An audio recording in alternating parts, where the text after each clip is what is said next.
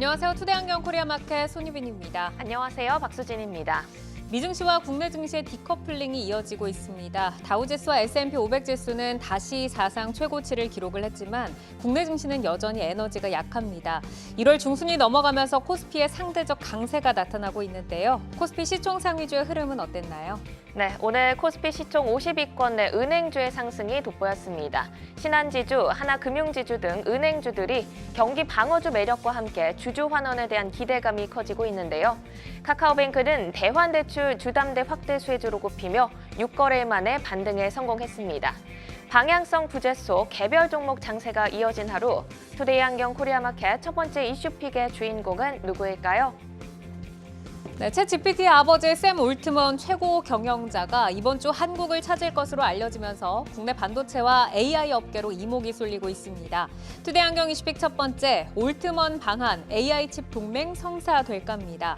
올트먼이 오픈 AI CEO가 자체 AI 칩 생산 기업 설립을 위해 투자자들과 논의를 본격화한 것으로 알려졌는데요. 이번 주에는 한국을 찾아 삼성전자, SK하이닉스와 회동할 것으로 전해지면서 AI 칩 동맹에 대한 기대가 커지고 있습니다. AI와 소프트 업계도 올트먼 방안을 들썩이고 있는데 오늘 관련주의 흐름은 어땠나요? 네, 오늘 AI 반도체, AI 소프트웨어 관련주들이 오늘은 종목별 차별화가 진행됐습니다. 어제 신고가를 기록한 SK하이닉스가 오늘은 1% 약세를 기록한 가운데 삼성전자는 상승으로 마감을 했습니다. 소프트웨어 관련주인 엠노와 센즈랩이 강세를 보인 반면 코난 테크놀로지 그리고 마음 AI 등은 약세를 기록했습니다. 올트먼 방한 이슈에 이은 투데이안경 이슈픽 두 번째 주제는요. 투데이안경 이슈픽 두 번째, 중국 자원 무기화 행보 가속화입니다. 미중 패권 전쟁이 이어지면서 중국이 자원 무기화 전략에 속도를 내는 모습인데요. 히토류 연구자석 제조 기술 수출 금지로 히토류 가치 삿을 강화에 나섰다는 소식입니다.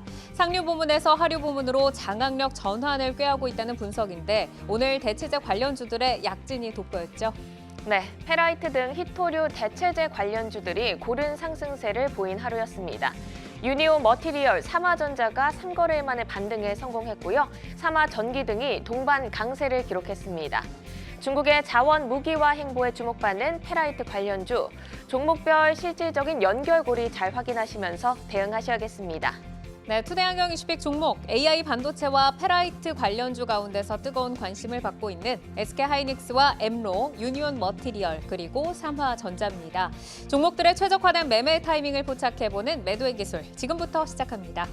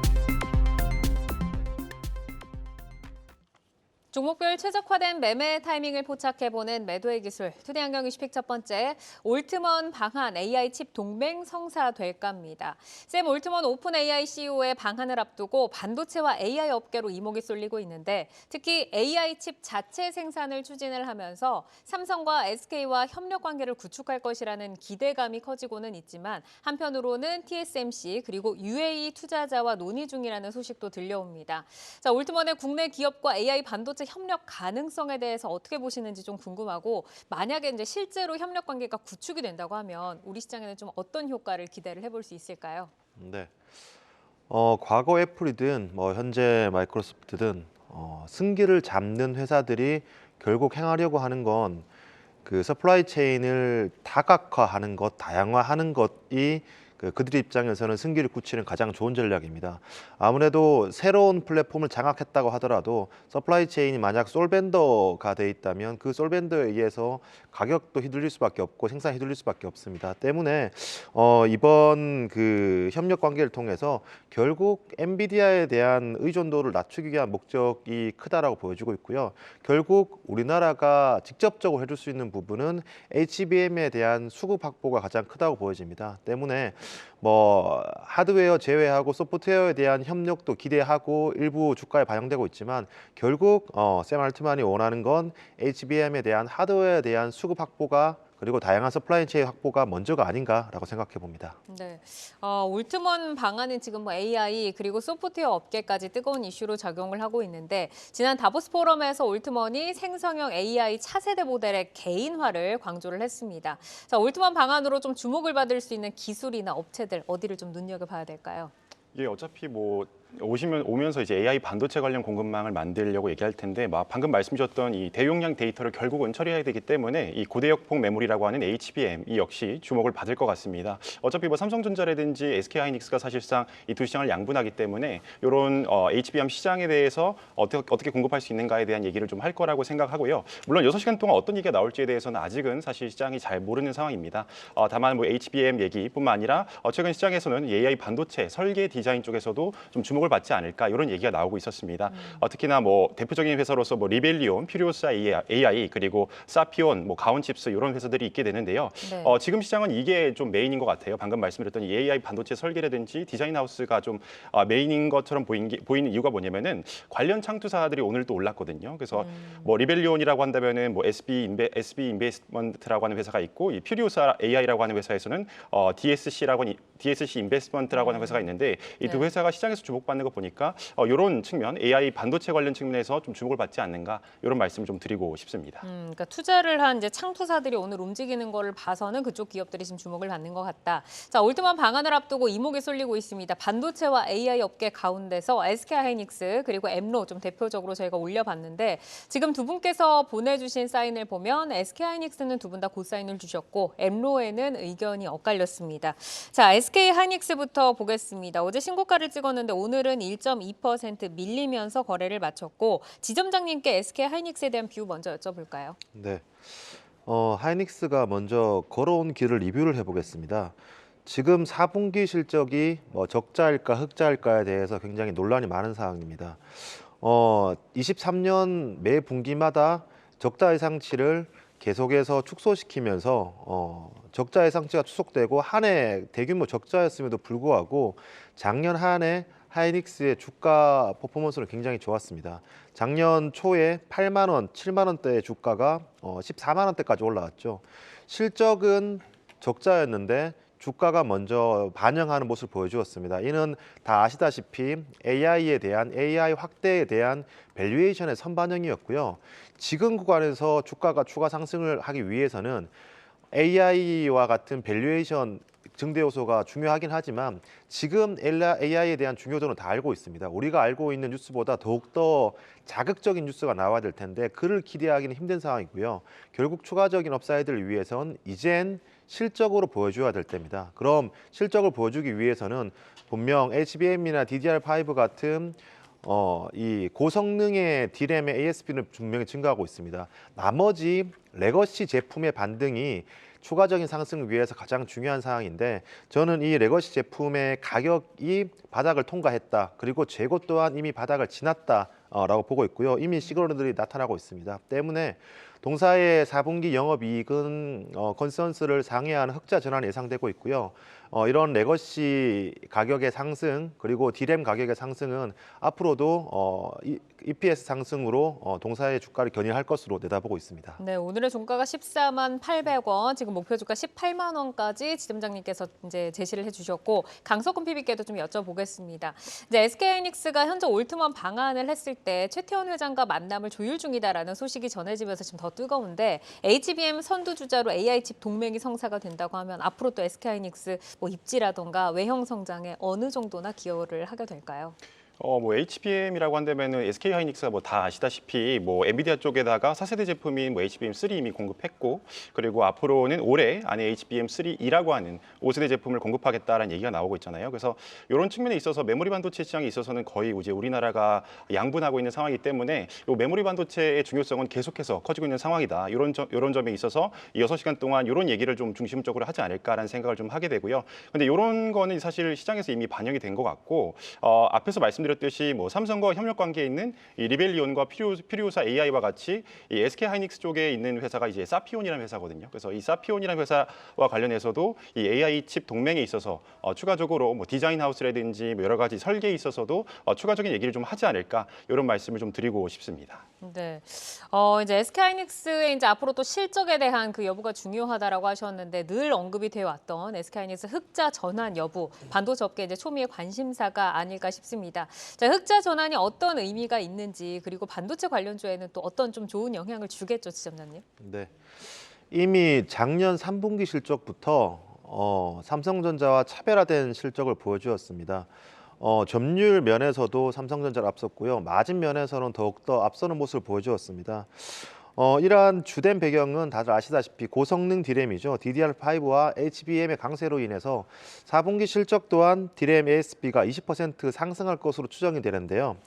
하지만 이런 4분기의 그 실적 추정치 상향 조정은 이미 진행된 부분이고, 이는 주가에 선반영되었다고 보고 있습니다. 때문에 이번에 실적 발표 때 흑자 전환을 한다고 하더라도 저는 반영된 부분이 크다고 보고요. 결국 중요한 건 1분기 이후에 얼마나 빠르게 D램 가격이 돌아서냐, 전체에 아직까지 포션이 큰 레거시 제품이 돌아서냐, 온디바이스와 같은 그 견인 요소로 인해서 다른 레거시 제품들의 수요가 얼마나 회복되느냐가 중요한데, 그에 대해서는 충분히 바닥을 지났다고 보고 있습니다. 하지만 여기에서 조금 반대 리스크적인 요인 또한 존재하는데요. 이는 4분기 이후에 삼성전자와 하이닉스가 작년에는 감산 속도를 증가시켰더라면 이제 감산 속도를 다소 늦추는 그런 효과가 발생되는데, 분명 AI 수요가 있기 때문에 감산 속도를 늦춘다고 생각되지만, 과연 수요가 다 회복되기 전에 공급이 늘어난다면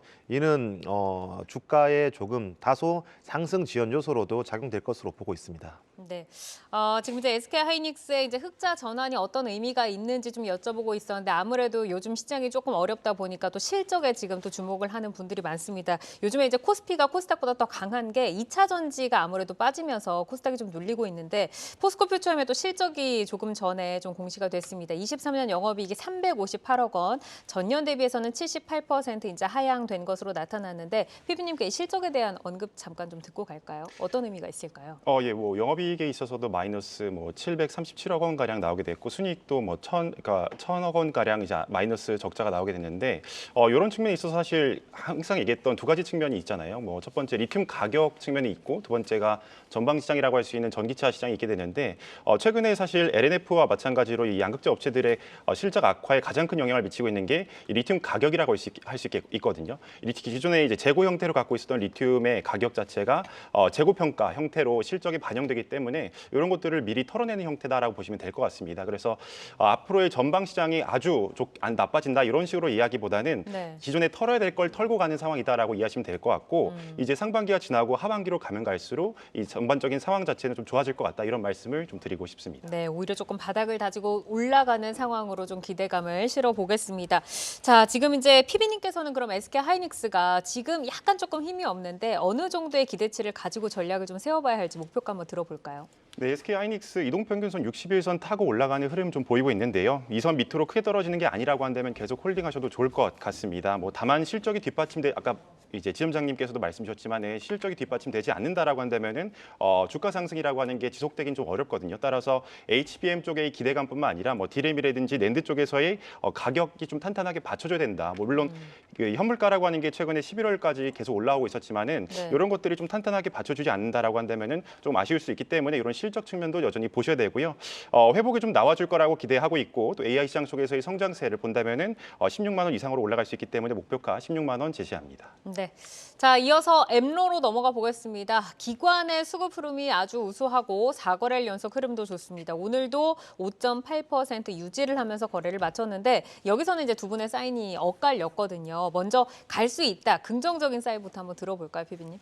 예, 엠로라고 한다면은 뭐 구매 공급망 관리라고 해서 SRM 솔루션에 있어서는 우리나라 1위 업체라고 볼 수 있겠죠. 뭐 삼성 SDS가 원래 2019년에 한번 M&A를 하고 나서 작년에 이 엠로라고 하는 기업을 M&A 하게 됐는데 그런 만큼 사실 기대를 좀 많이 하고 있는 기업이다라고 좀 보시면 될 것 같습니다.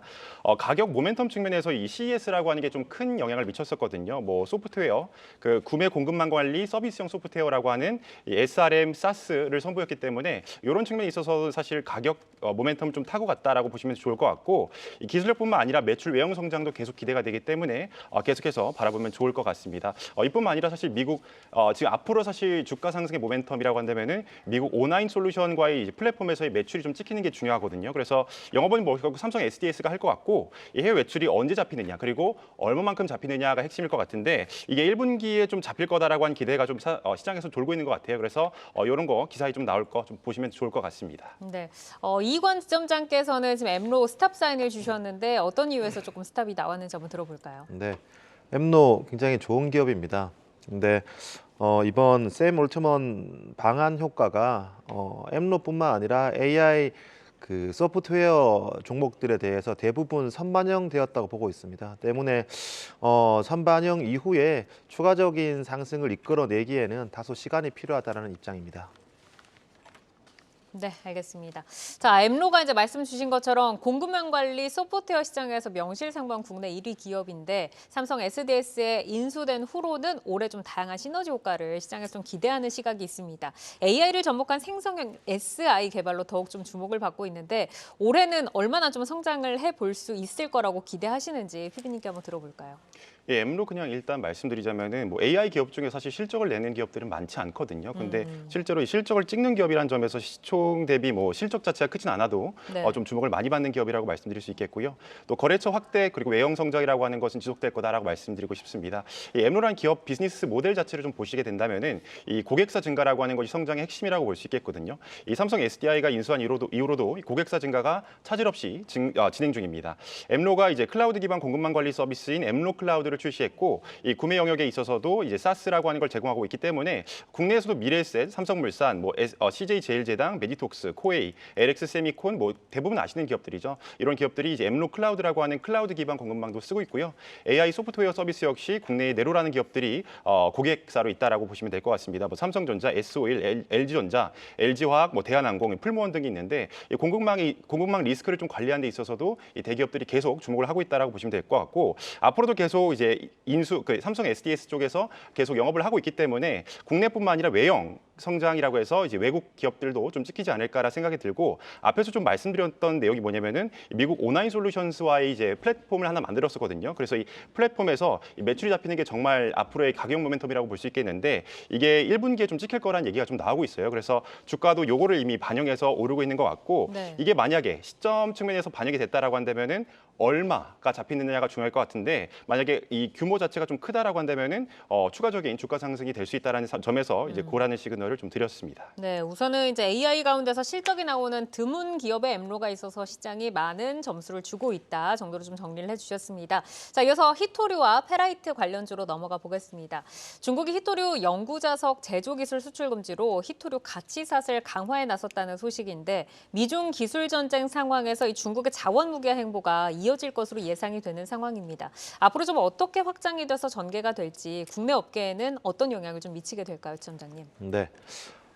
히토류에 대해서는 계속 그 중요성이 강조되고 있죠. 결국 글로벌 세계화가 과거의 트렌드였다면 이제 탈세계화, 블록화가 트렌드가 되고 있는데 거기서 이제 전쟁의 요인으로 사용될 만큼 히토류는 중요성이 커지고 있습니다. 히토류가 생산되는데 처음엔 이 광석에서 정광이 뽑히고 분리, 이 재련 그리고 배합 이런 기술을 통해서 과거에 생산된 히토류만 중국이 수출을 규제를 했습니다. 근데 이제는 그 전 단계까지 가서 이 정광 단계까지 수출을 규제하고 있다는 건 이 수출 규제를 향후에 축소시킬 것보다는 확대시킬 가능성이 높다고 생각됩니다. 때문에 이러한 히토류에 대한 정제 기술 확보는 트렌드가 될 것이고 결국 여기서 이런 트렌드가 방금 생겨난 것이 아니라 3, 4년 전부터 유효했던 트렌드인데 네. 여기서 결국 실적을 냈느냐가 앞으로 실적을 내느냐 또 연계될 거라고 보여집니다. 네, 그러니까 이 트렌드가 이제 나온 게 아니고 나온 지 좀 됐기 때문에 앞으로 좀 자리매김할 가능성이 크고 여기에서는 실적별로 선별을 해야 된다라고 하셨는데 사실 이제 뭐 중국의 히토류 금지나 흑연 수출 통제라든지 뭐 이런 이슈가 등장할 때마다 이 관련 테마들이 굉장히 빠르게 좀 움직이잖아요. 실질적으로 이제 실적도 있겠지만 관련 있는 기업들 어떻게 좀 선별을 하면 좋을지 PB님께도 한번 들어볼까요? 이 히토류 중에서 가장 주목을 많이 받고 이제 국내 수입 규모도 큰 이제 히토류가 바로 네오디뮴입니다. 이게 뭐냐면 이제 모터라고 하는 게 있는데 이 모터라고 하는 것이 전기차와 풍력 발전에서 정말 많이 쓰이게 됩니다. 근데 이때 페라이트 자석, 뭐 알리코 자석 등보다 자성도 뛰어나고요. 이와 아까 네오디뮴으로 만든 영구 자석 말씀드리는 겁니다. 고온에서도 보자력이 높으며 이제 가격 경쟁률도 높은 편이기 때문에 이 네오디뮴을 확보하는 것이 정말 중요하거든요.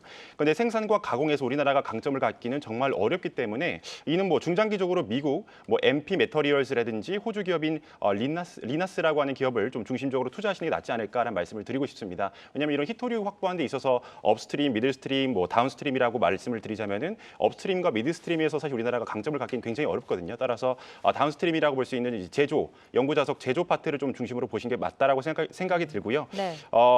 이런 측면에 있어서 좀 말씀을 드리자면은 성림 청단 산업이라고 하는 회사가 있는데 비상장 회사예요. 근데 이 회사의 대지주가 현대 BNG 스틸이라고 해서 최대 주주로 있습니다. 네. 곧 상장될 거라고 하고 이제 규모 자체가 500억 정도라고 하게 되는데 유통 물량이 10%라고 하는 걸 감안했을 때 상장날 뭐 따따상이 좀 나오게 된다라고 한다면 4배 정도로 올라가지 않을까라는 얘기가 좀 나오고 있거든요. 따라서 2천억 원이라고 좀 계산을 하게 된다라고 한다면은 현대 BNG 스틸이 33%를 갖고 있기 때문에 지분 가치가 대략 600에서 700억 원 정도가 나오게 돼서 이런 측면에 있어서 이제 트레이딩 관점에서 현재 BNG 스틸이 최근에 주목을 좀 받고 있다라는 정도로 보시면 될 것 같고 사실상 우리나라가 좀 수혜를 받기는 어려운 환경이다라는 말씀을 좀 드리고 싶습니다. 그러니까 앞으로 또 일정적인 모멘텀이 있는 현대 BNG 스틸을 짚어주셨습니다. 상장하면 이제 지분 가치만 해도 한 700억 원 된다라고 이제 짚어주셨는데, 자 그럼 오늘의 이제 종목들에도 어떤 좀 시선을 주실지 오늘 유니온 머티리얼 그리고 삼화전자 올려봤는데 지금 다 스탑 사인이 들어왔어요. 아무래도 이 테마에 대해서는 지금 약간은 경계 시선을 주신 것 같은데 유니온 머티리얼부터 한번 보도록 하겠습니다. 지난 12월 중순부터 5일선 우상향했고 3거래일 만에 오늘 좀 반등을 해주나 싶었는데 1.8% 정도로 내려앉으면서 거래를 마쳤습니다. 자, 지점장님께 먼저 들어볼까요? 네. 앞서 언급드렸다시피 이런 히토류 수출 규제는 하루 이틀 만의 일이 아니라 과거 2개년, 3개년부터 진행됐던 상황입니다. 하지만 동사의 2020년 영업이익을 본다면 1억 흑자, 21년 8억 적자, 그리고 22년에는 8억 흑자인데요. 굉장히 영업이익에 대한 변동성이 거의 없는 상황입니다. 그리고 동사가 국내에서 유니온 머티리얼뿐만 아니라 사실 다들 이 페라이트라고 하는데 페라이트와 히토류는 엄연히 다른 존재입니다. 페라이트는 쉽게 생각하면 막대 자석으로 생각하면 되고요. 히토류 같은 경우에는 기본적으로 들어가는 소재, 그러니까 뭐 로봇이라든가 2차 전지 이렇게 기본적으로 들어가는 소재이기 때문에 사실 같은 자성을 띠지만 이 자석이라는 이 자성 자체가 페라이트와 히토류는 굉장히 네오디뮴은 다른 물질을 보이고 있고요. 이미 히토류라고 하는 17개 원소 중에서 페라이트는 그 구성 원소가 히토류에 포함되어 있지 않습니다. 때문에 사실 일부 이 히토류 수출 규제에 의한 테마로서 동사가 움직이긴 하지만 사실 히토류 수출 통제로 인해서 동사의 실적 개선 여부는 굉장히 불투명하다고 보여집니다. 자, 강석훈 PB께서도 지금 스탑 사인을 주셨는데 유니온 머티리얼이 이제 세라믹과 페라이트 제조업체입니다. 최근에는 바나듐 배터리 승인 소식에 좀 주목을 받기도 했는데 지금 유니온 머티리얼의 외형 성장에는 뭐 그다지 영향을 주지 않는 지금 이슈일까요?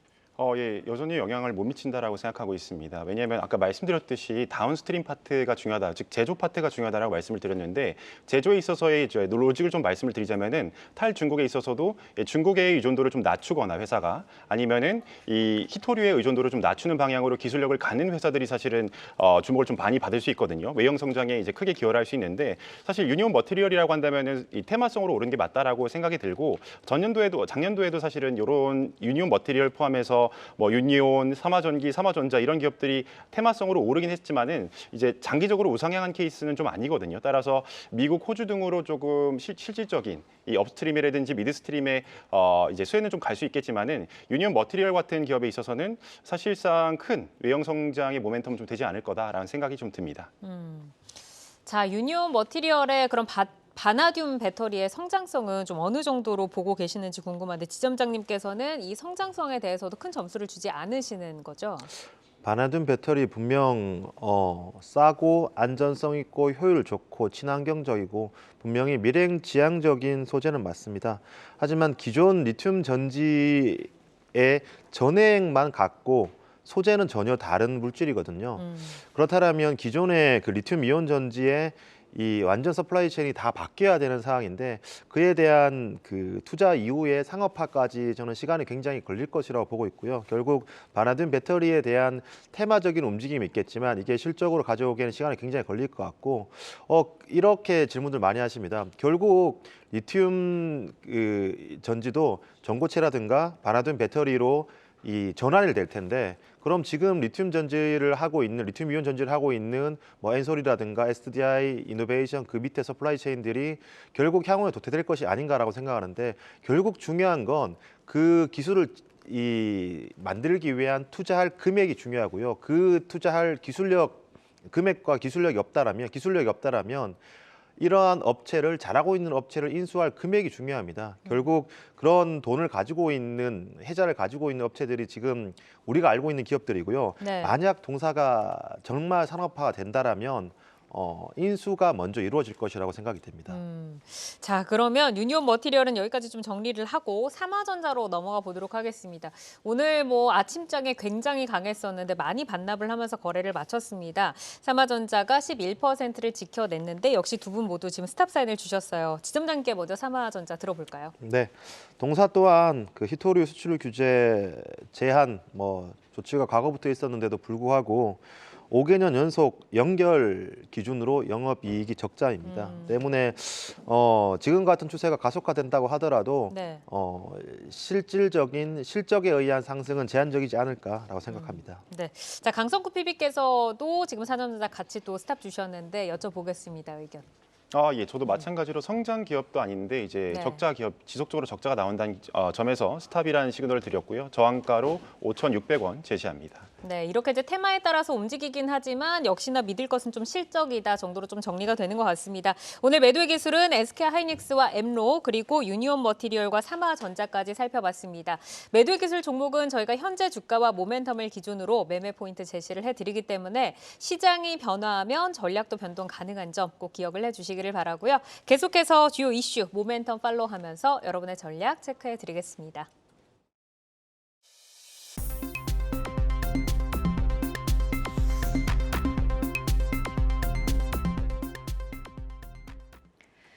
장 마감 후 4시부터 6시까지 진행되는 시간의 투자 리그, 시간의 거래 동향 만나보는 이 시각 시간의 단일가입니다. 정규장 마감 후 오후 4시부터 6시까지 10분 단위로 시간의 단일가 거래가 이뤄지는데요. 시간의 주요 종목 등락률 실시간으로 생생하게 전달해 드리겠습니다. 그럼 이 시각 시간의 단일가 코스피 상승률 상위부터 살펴보겠습니다. 네, 코스피에서는 어떤 종목들이 올라와 있을까요? SC 엔지니어링 그리고 한국제지가 각각 9%, 6%의 강세로 출발하고 있습니다. 네, 또 관심이 줄어들만 하면 다시 등장을 하고 있습니다. 지정학적 리스크로 인한 수혜주, 바로 물류주인데요. 오늘 전반적으로 약세 흐름을 보였지만 시간에서 동반 강세 보이고 있습니다. KCTC 4% 강세 보여주고 있고요. 한솔 로지스틱스도 2% 빨간불 켜면서 2,680원에 거래가 되고 있고요. 해운주인 대한해운까지 분쟁 테마 종목들이 상승률 상위단에 올라와 있습니다.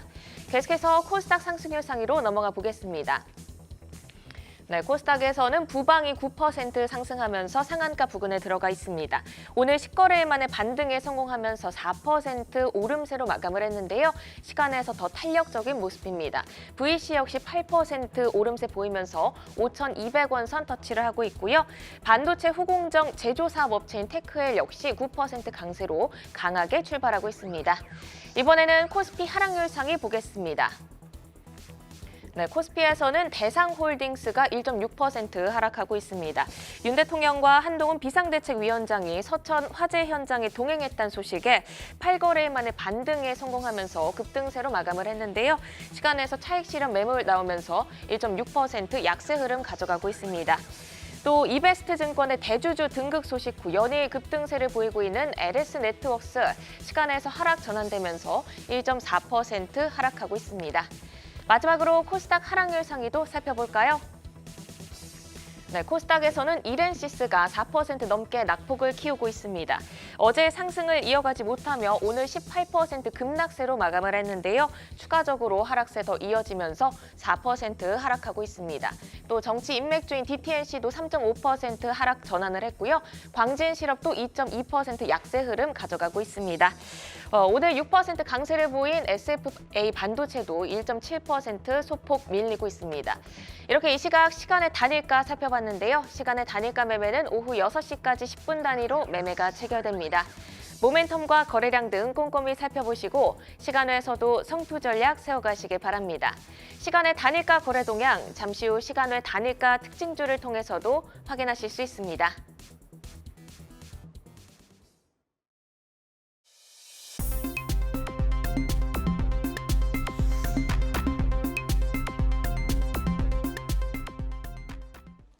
다양하게 부각되는 이슈와 모멘텀 속에서 연속성 있는 재료로 우상향할 주인공 누가 될까요? 주도주로 떠오르게 될 종목을 미리 만나보는 라이징 스탁입니다. 자, 라이징 스탁 소개 전에 목표가에 도달한 종목 먼저 점검을 받고 가겠습니다. 한중현 파트너의 종목이고요. 삼성 바이오로직스는 목표가 80만 원, 크라우드웍스도 상향한 목표가 5만 원의 장중에 도달을 했는데 한중현 파트너께 삼성 바이오로직스부터 점검을 좀 들어볼까요?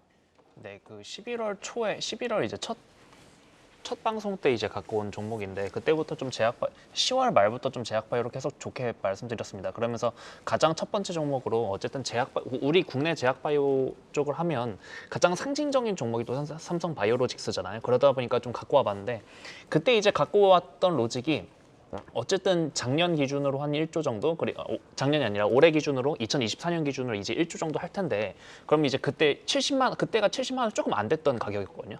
한 이제 시총이 한 50조쯤 조금 안 됐는데 한 멀티플 50배쯤이면 충분히 베팅해볼 만하다. 그리고 이제 오늘 종가 기준으로 한 57조까지 올라오긴 했습니다. 어쨌든 제약바이오는 좀 조용하다 보면 이렇게 좀 올라오기도 하니까 그래서 충분히 제약바이오가 이거 다 그냥 도박 아닌가? 라고 생각하지 마시고 충분히 이제 밸류 따질 수 있는 부분은 충분히 따질 수 있거든요. 그런 부분들 좀 위주로 파악을 하시면서 좀 중장기적으로 제가 계속 강조드리지만 제약바이오는 트레이딩 관점이 아니라 제발 중장기 관점으로 좀 보시는 게 좀 좋지 않을까 좀 이렇게 말씀드려보도록 하겠습니다. 네, 그러니까 뭐 꿈과 희망의 종목이 아니라 실적이 나오는 종목들은 장기적으로 투자할 만하다라고 하셨고 크라우드웍스 같은 경우에도 오늘은 좀 많이 눌렸습니다만 5만 원으로 이제 목표가 상향을 한 게 목표가를 도달이 됐어요 어제.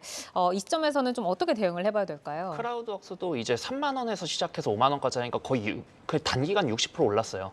이 부분에 대해서는 분명 조금 투자자분들도 좀 감안은 해주셔야 돼요. 하지만 제가 그때도 말씀드렸지만 올해 한 이익이 60억 좀 찍힐 거고 여기서 이제 멀티플 30배 정도 주면 1,800억인데 지금 시총이 한 1,900억쯤 되니까 지금부터는 어떻게 보면 공정 밸류예요. 여기서부터 더 갈 수 있는지 없는지는 이제부터는 섹터의 투심이 좀 더 들어오느냐.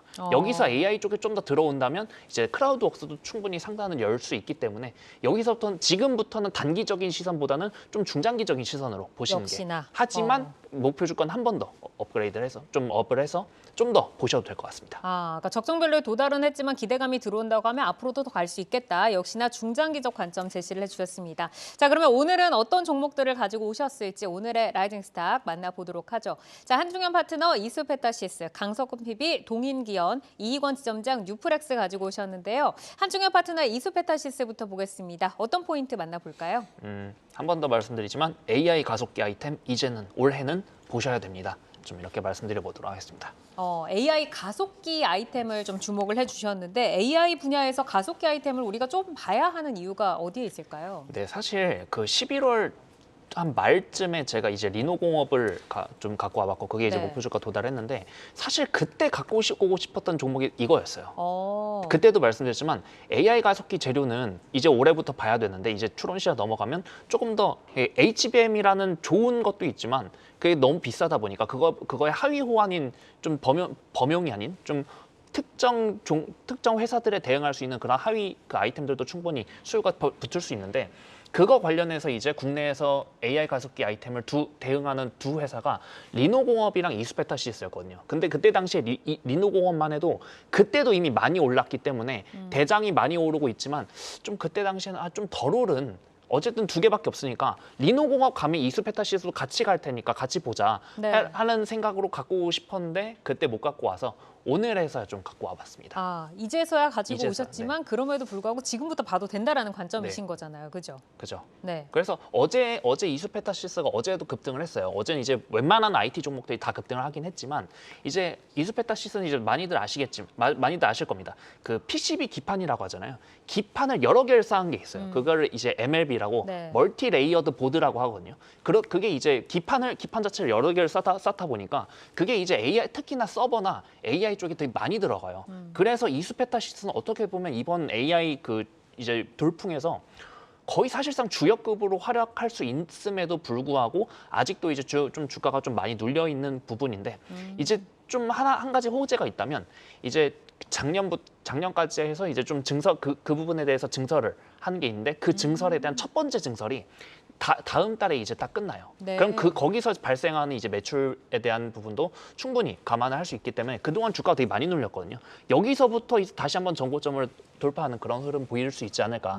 그래서 AI 사이클 특히나 온디바이스 AI든 뭐든 간에 AI 사이클부터 해서 AI 가속기 아이템 두 개 다 본다면 충분히 이수페타시스도 좀 전고점을 돌파할 수 있지 않을까. 심지어 시총이 아직 1조가 안 됐거든요. 네. 좀 시총이 1조 안 되는 종목들은 충분히 시총 1조까지도 노려보는 그런 플레이들을 요즘 좀 기관 투자자들 많이 하는 것 같아요. 거기다도 편승할 수 있기 때문에 한번 이수페타시스 갖고 와봤습니다. 어디까지 목표 보시겠어요? 일단 뭐 장기적으로는 당연히 전고점이겠지만 뭐 그냥 일단 심플하게 목표 주가 4만 원 일단 4만 먼저 원까지. 제시해보도록 네, 하겠습니다. 30% 정도의 업사이드를 제시를 해주셨습니다. 이수페타시스 여기까지 정리를 해보고요. 자, 이어서 강석권 PB의 라이징 스탁 보겠습니다. 동인기원인데 라이징 포인트 만나볼까요? 네, 그러니까 수요와 공급 각각 이제 그 라이징 포인트 말씀드리겠습니다. 주요 고객사와의 동반 성장 말씀드리고요. 두 번째 필리핀에서의 강점 말씀드리겠습니다. 이 동인기원이라는 회사가 어떤 부분에서 지금 성장을 해 나가는 건지 기업적인 내용도 한번 좀 들어볼까요? 예, 수요 측면에 있어서는 이제 올해 고객사와 동반 성장할 가능성이 높다라는 점을 말씀드립니다. 애초에 1992년에 세워진 아웃도어 가방 ODM 업체거든요. 40여 개의 글로벌 아웃도어 고객사들이 있게 되고요. 북미 매출 비중이 약 80%입니다. 2022년 말부터 이 재고 자체를 줄여왔었는데 최근에 미국 고객사들이 이 재고를 채워가는 상황이라고 보시면 될 것 같습니다. 작년 4분기부터 이런 회복세를 타고 가동률이 100%로 올라오게 됐고요. 올해 매출 상위 업체라고 할 수 있는 세 업체가 있는데 코토팍시 그리고 아크테릭스 그리고 그레고리라고 하는 기업들이 있는데 이 세 기업들이 굉장히 높은 성장세를 보이고 있게 되고 네. 이 세 기업 안에서 마켓시어라고 하는 것도 굉장히 높다. 이 동인기원이 마켓시어가 좀 높다라고 하는 것도 좀 보시면 되는데 이 매출 고성장이 예상되기 때문에 함께 올라갈 수 있다는 점을 첫 번째로 말씀드리고요. 두 번째로 이제 공급 측면에서 말씀을 드리겠습니다. 필리핀 생산 기지가 갖는 장점이라는 점이 있는데요. 생산 기지가 이제 필리핀에 10개, 베트남에 1개 정도가 있게 되고 추가적으로 필리핀 세 곳에 추가 시설 투자를 이제 만들고 있는 상황입니다. 아웃도어 백팩이라고 하는 것은 자동화가 어렵기 때문에 이 수작업 자체가 필요하게 되는데 필리핀은 이제 노동 집약적인 산업이라고 보시면 되는데 네. 필리핀은 영어 소통이 가능하기도 하고 정상 가동 후 4년간 법인세도 면제되고 또 이제 노동 시장도 상당히 유연하고 노사 분규로부터 굉장히 자유로운 편이기 때문에 이런 측면에 있어서도 사실은 조금 좋다라는 점을 말씀드리고 싶고요. 또 대미 수출이 높은 상황 속에서 일반 특혜 관세 제도라고 하는 것에 따라서 관세 특혜도 부여된다는 점도 말씀드리겠습니다. 약간 가방계, 백팩계의 약간 영어무역 같은 그런 좀 존재인 것 같네요. 그러면 어디까지 좀 가격 전략을 보시겠어요? 네, 가격은 35,000원 말씀드립니다. 지금 현재 퍼가 굉장히 낮은 상황입니다. 올해 EPS라고 하는 것을 5,900원 정도로 말할 시 퍼가 4배 정도가 되거든요. 그래서 OPM이 15% 정도로 실적도 탄탄한 편이고 내년 성장 이 EPS라고 하는 것 자체가 7,000원 정도가 되기 때문에 퍼가 낮다라는 말씀을 좀 드리고 싶습니다. 의류소비 쪽 퍼가 대략 뭐 7배 정도가 되는데 4배는 상당히 굉장히 낮잖아요. 그리고 공모가 자체가 3만 원 정도였는데 지금 3만 원이 안 되거든요. 그래서 공모가에 살 수 있는 가격이다라는 말씀을 좀 드리고 싶습니다. 매수가는 현재가고요. 손절가는 24,000원 말씀드립니다. 네, 아직 공모가에 못 미치는 가격, 목표가 35,000원 동인기원 제시를 해주셨습니다. 자, 이어서 이희권 지점장의 라이징상 뉴프렉스 보겠습니다. 라이징 포인트 만나볼까요? 네. UEVR 굉장히 발음이 어렵죠. UEVR이 무료 툴 베타 버전을 출시했고요. 이미 게이머들 사이에서 굉장히 선풍적인 인기를 끌고 있습니다. 향후에 UEVR이 화두가 될수록 이 뉴프렉스의 실적 개선 또한 눈에 띌 것으로 내다보고 있습니다. 한때 뭐 VR, XR 뭐 이런 바람이 불 때 뉴프렉스가 대장주로 또 함께 했던 기억이 나는데 어떤 성장 포인트들이 있는지 한번 들어볼까요? 네, 먼저 UEVR을 이해할 필요가 있는데요. 이건 보통 우리가 PC 게임이나 콘솔 게임이 언리얼 엔진으로 만들게 되죠. 이 언리얼 엔진으로 만든 PC 콘솔 게임을 이 UEVR로 이용해서 무료로 VR 게임, VR 시각으로 바꿀 수 있습니다. 우리가 PC나 콘솔에서 그냥 2D인 걸 무료로 VR로 바꿀 수 있죠. 그래서 이미 그 게이머들 커뮤니케이션에 들어가 보면 이 게임은 정말 잘 적용이 되더라. 이 게임은 이렇게 하면 잘 적용이 되더라. 이미 급속도로 퍼지고 있는 상황입니다. 이게 의미하는 바가 뭐냐면 사실 VR 기기, 뭐 VR, AR 합쳐서 XR이라도 하는데 VR 기기 같은 경우에는 굉장히 시각적으로 많이 그 편의성이 생기더라도 결국 킬러 컨텐츠가 없어서 더 확산되지 못한 한계를 띄었습니다. 하지만 이런 EUVR 같은 경우에 컨텐츠의 한계를 극복할 수 있는 툴이라고 생각되고 있고요. 향후에 이 배포 속도는 더욱더 커질 것으로 보고 있습니다. 때문에 저희 하우스의 그 양승수 위원의 추정치에 따르면 오클러스 XR 모델이 올해 출하량 예상치가 500만 대였는데 800만 대로 조정될 것으로 보여지고 있고요. 이미 비전 프로가 출시하고 흥행을 보이고 있습니다. 이렇게 XR 기기가 흥행하게 된다면 단연 XR 기기향 PCB 실적이 개선될 거고요. 동사는 향후에 UEVR의 저는 대장주가 될 것으로 내다보고 있습니다. 이미 주가가 반영된 부분이 있어 단기 상승이 좀 부담스러운데요. 하지만 밸류에이션을 본다라면 올해 예상되는 밸류에이션 7.8배가 피어 그룹 대비 동사의 히스토리컬 대비 밸류에이션은 부담스럽지 않은 시점이라고 생각이 됩니다. 네, 그러면 뉴프렉스 가격적인 전략 어디까지 좀 보고 계시는지 한번 들어볼까요? 네, 매수가는 현재까지 제시해드리겠고요. 목표가는 9,900원, 손절가는 8,200원 제시해드리겠습니다. 네, 목표가 9,900원 제시를 해주셨습니다. 자, 오늘은 한중현 파트너의 이수페타시스, 강석권 PB의 동인기연, 이희권 지점장의 뉴프렉스까지 만나봤습니다. 함께해주신 강석권 신한투자증권 서울금융센터 PB, 이희권 메리츠증권 광화문 지점 지점장 여기서 인사드리겠습니다. 고맙습니다. 네, 시간의 단일가 거래 속 특징주들을 따라가 보는 시간의 단일가 특징주 탑5입니다. 시간의 단일가 거래는 내일장까지 연결돼 움직이는 종목들이 많은데요. 오늘 함께 하시면서 매매 전략에 잘 활용해 나가시길 바랍니다. 그럼 5위부터 확인해 볼까요? 네, 5위는 대한해운입니다. 시간의 거래에서 분쟁 테마 다시금 주목받고 있습니다. 관심이 줄어들만 하면 다시 등장을 하고 있는데요. 최근 조정이 깊어지며 상승의 기미가 보이지 않고 있었는데 오늘 시간에서도 물류주를 비롯해 해운주들 다시 고개를 들고 있습니다. 2.7% 상승하고 있네요. 4위 확인해 볼까요? 4위는 HB솔루션입니다. 디스플레이 업체로 7거래 연속 상승하고 있습니다. 오늘 외국인의 순매수가 집중되며 14% 급등하면서 마감했는데요. 시간에서도 분위기 좋습니다. 2% 강세 보여주고 있네요. 3위는 카라네아 바이오입니다. 난소암 치료제 임상 3상 중단 권고에 일주일 새 60% 이상 주가가 하락했습니다. 오늘도 정규장에서 12% 급락이 나왔지만 시간에서 반등 주고 있습니다. 2.7% 빨간불 켜고 있네요. 2위는 슈프리마 HQ가 차지했습니다. 스마트폰 지문인식 알고리즘 공급 업체인데요. 어제 상한가 기록 후 오늘 장중 14%까지 상승하며 고점을 형성하기도 했지만 상승폭 대부분 반납하며 2% 강세로 마감했습니다. 시간에서 빨간불 이어지며 더 탄력적인 모습이네요. 5.6% 상승하고 있습니다. 대망의 1위 종목 확인해 볼까요? 네, 부방입니다. 정치 테마주로 10거래일 만에 반등하며 4% 상승 마감했습니다. 시간외에서 정치 테마주들 종목별 차별화 흐름 보이고 있는 가운데 부방은 거래량 실리면서 6.8% 상승하고 있습니다. 그럼 특징주 2위 슈프리마 HQ 좀 더 자세히 진단해 볼까요? 퀄컴 스마트폰 지문인식 알고리즘을 공급해온 이력이 부각되면서 온 디바이스 AI 관련주로 부각을 받고 있습니다. 모멘텀의 연속성 어떻게 보실까요? 네, 그래서 어제였죠. 어제 이제 목요일 이제 오후부터 목요일 우리 시간으로 이제 오후장부터 이제 TSMC 실적 발표하고 그때부터 이제 IT 종목들이 되게 좀 강한 모습을 보였습니다. 그래서 금요일도 좋았고 심지어 월요일까지도 좋은 모습이었는데 특히나 월요일 어제 같은 경우에는 이제 갤럭시 S24 재료나 뭐 온디바이스 AI 재료나 그 외에 이제 뭐 AI 이런 재료들이 다 같이 그냥 너도 나도 다 같이 그냥 손잡고 오르는 그런 모습이었는데 그러면서 이제 어제 하나증권이었죠. 하나증권에서 슈프리마에 대한 리포트가 나왔었는데 그거 관련해서 슈프리마가 강하게 이제 들어 올리고 그 뒤로 이제 슈프리마 HQ도 같이 좀 시세를 부각받는 모습이었긴 합니다만 좀 계속 좀 궁금하긴 합니다. 궁금하면서 의문이긴 한 게 갤럭시 S24가 과연 그 정도였을까? 그냥 평소대로 그냥 판매하는 정도였는데 이거에 대해서 시장이 이렇게 반응하는 거는 그래도 그만큼 이제 좀 주가가 많이 눌렸으니까 한 번 정도 해소해주는 느낌. 하지만 여기서 추가적인 상승을 한다? 그러려면 이제 여기서 갤럭시 S24가 아이폰을 뛰어넘어서서 뭔가 더 새로운 퍼포먼스를 보여야 되는데 사실 갤럭시 S23이나 S22나 그 전작들이 이제서야 교체 주기가 돌아와서 갤럭시 S24로 바뀌는 거고 마침 이제 갤럭시 S24에 AI 그 기능이 탑재됐을 뿐이지 원래 안 바꿔도 되는 그 핸드폰을 안 바꿔도 되는 사람들이 S24에 이제 AI 기능이 탑재가 됐다고 해서 그 사람들이 다 바꾸고 이런 것까지는 우리가 그 기대를 할 수가 없거든요.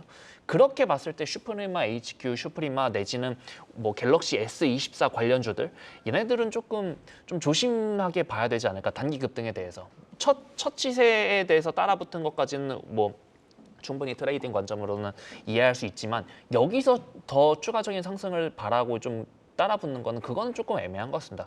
차라리 그렇게 보시느니 요즘 되게 주가가 핫한 온디바이스 AI를 보시는 게 낫지 않을까라고 생각은 하지만 어쨌든 갤럭시 S24 관련주 내지는 온디바이스 AI 관련주 좀 기존의 펀더멘털 대비해서 주가가 굉장히 많이 오른 거는 사실이고 그 부분에 대해서는 투자자분들이 인지를 하고 감안하고 좀 접근을 하시는 게 맞지 않을까 이렇게 한번 말씀드려 보도록 하겠습니다. 네, 갤럭시 S24에 대한 지금의 시장 반응, 주가 관점에서 보면은 조금은 부담스럽다 이런 말씀이셨습니다.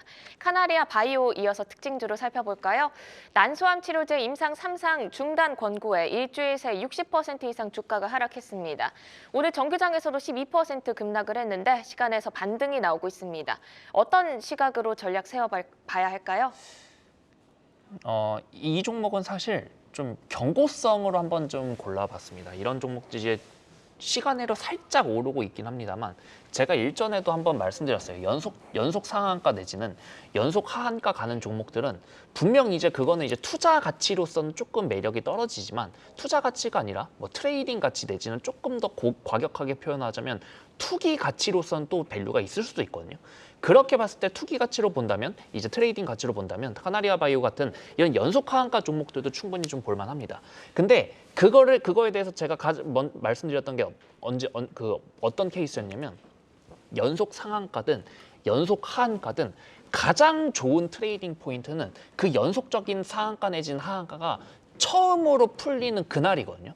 그날이 가장 좋은 트레이딩 포인트고 만약 나는 그날을 놓쳤다? 그러시면 정말 웬만하면 이런 종목 그 다음에는 그 패자부활전 이런 건 절대 생각하지 마시고 좀 보시기 바랍니다. 그리고 하나 더 말씀드릴게요.